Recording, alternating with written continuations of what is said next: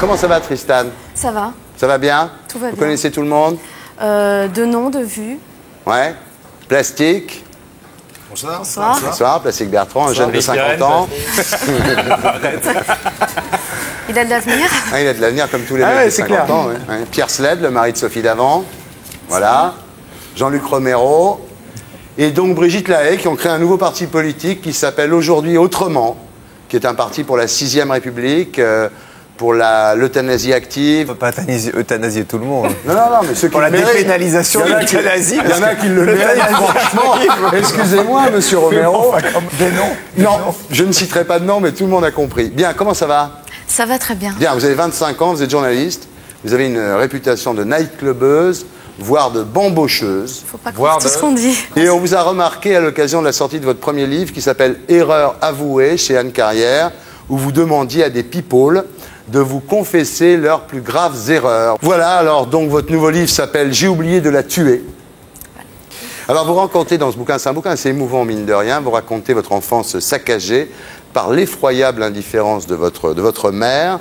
Alors vous aviez des remords d'avoir écrit ça, et puis en fait quand votre mère l'a lu...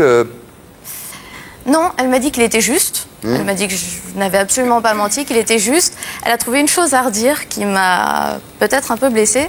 C'est qu'elle m'a dit, quand même, pour une maison d'édition comme Anne Carrière, je trouve que laisser passer une coquille, c'est très gênant. Et alors là, j'ai regardé avec des grands yeux, parce que franchement, une coquille dans un livre, c'était quand même la pas... fille fait un bouquin en disant, ma mère s'est jamais intéressée à moi et tout. Elle dit, oui, c'est vrai. Et elle dit, il y a quand même une coquille. C'était quoi la coquille? Elle l'a pas retrouvée. Apparemment, une question de concordance des temps, quelque part, mais bon, elle l'a pas retrouvée, donc on n'est pas bien sûr. Voilà, alors vous racontez votre naissance, vous dites 3 kg 100 d'imprévu pour 10 minutes de plaisir. Et pour le plaisir, on n'est même pas certain. Ouais, bah oui. Alors vous dites votre père, beaucoup d'autres auraient attendu la sortie de maternité de ma mère pour la quitter, enfin pour quitter sa maîtresse, lui non. Non, lui, il est parti me reconnaître et il a perdu le chemin du retour. Ouais. Il faut dire que c'est entre la mairie et l'hôpital américain, il y a une distance effroyable.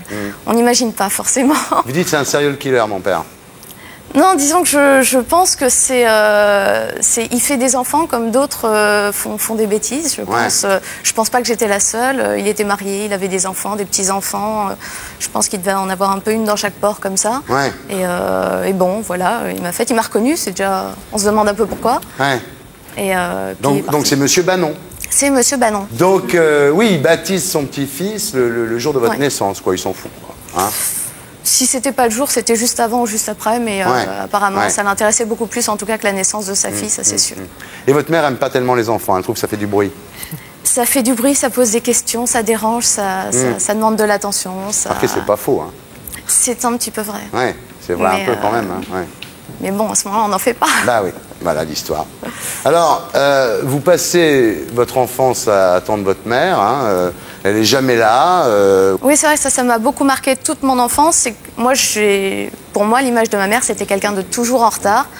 Et un jour, elle m'a dit, mais je ne suis jamais en retard. Alors je lui ai dit, bah si, tu es toujours en retard. Elle me dit, non, quand c'est important, je suis toujours à l'heure. Ouais. Donc, dans ma tête, ça a fait effectivement un électrochoc. Je me suis dit, donc tout est important, sauf moi, de toute évidence. Parce que moi, je ne l'ai jamais vue à l'heure. Ouais. Elle était tellement pas là, votre mère, que vous croyez que CD, c'est-à-dire sur son sac à main, il y avait CD, Christian Dior, vous croyez que ça veut dire constamment dehors? Oui. C'est... bah oui.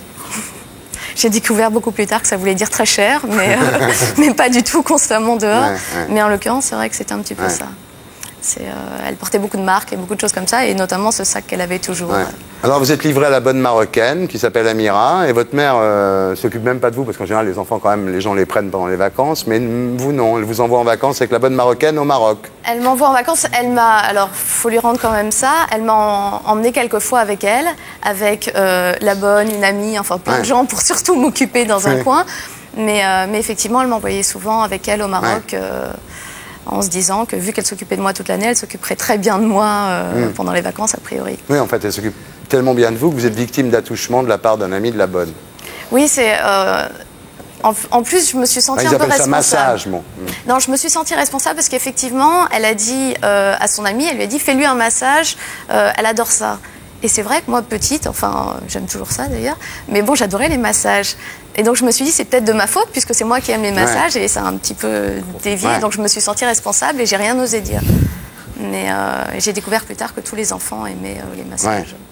Alors cette bonne Amira tue sa meilleure amie dans un accident de voiture. Après, elle se met à picoler et quand elle picole, elle vous frappe. Oui, elle buvait déjà beaucoup avant. Elle a eu cet accident donc, où elle a tué sa meilleure amie.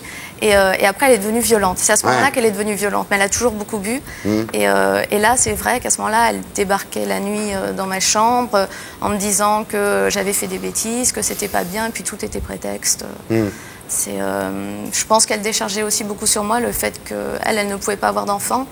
Et que moi, je refusais de la considérer comme ma mère. Et donc, je pense qu'elle m'en voulait de ça. Alors évidemment, vous voyez un tas d'hommes défiler chez votre mère. Vous dites c'est ce qu'on appelait une femme entretenue. Donc ça vous a donné quand même une mauvaise idée des mecs, quoi. C'est-à-dire que ça vous a rendu méfiante. J'étais plus méfiante des femmes que des hommes. Ouais. J'avais presque un peu pitié d'eux, quelque part. Parce que je voyais ma mère jouer à ce jeu et très bien le maîtriser.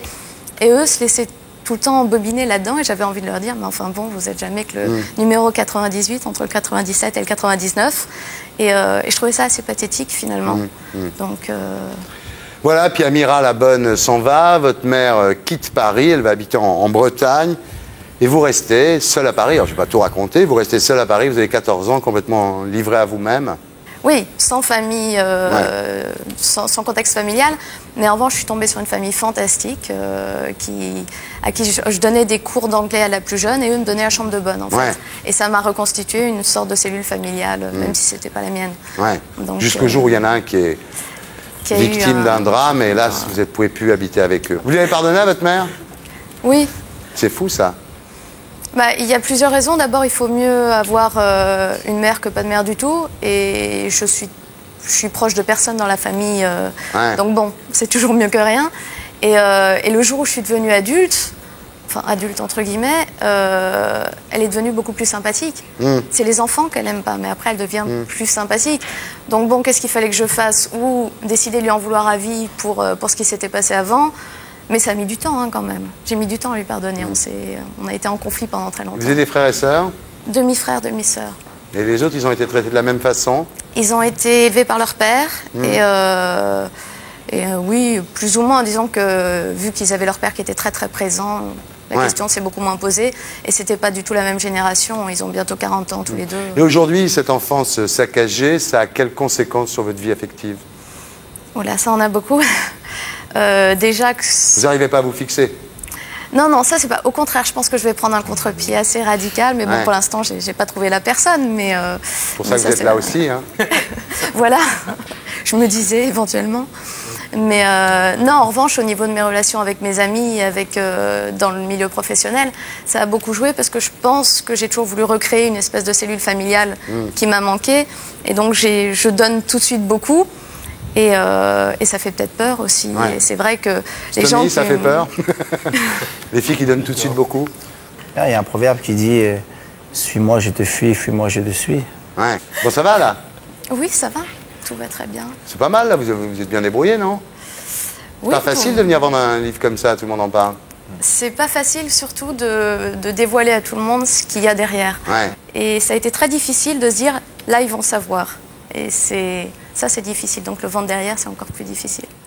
Et pour être sûr de ne rien rater de Inarditube, abonnez-vous et mettez un pouce bleu.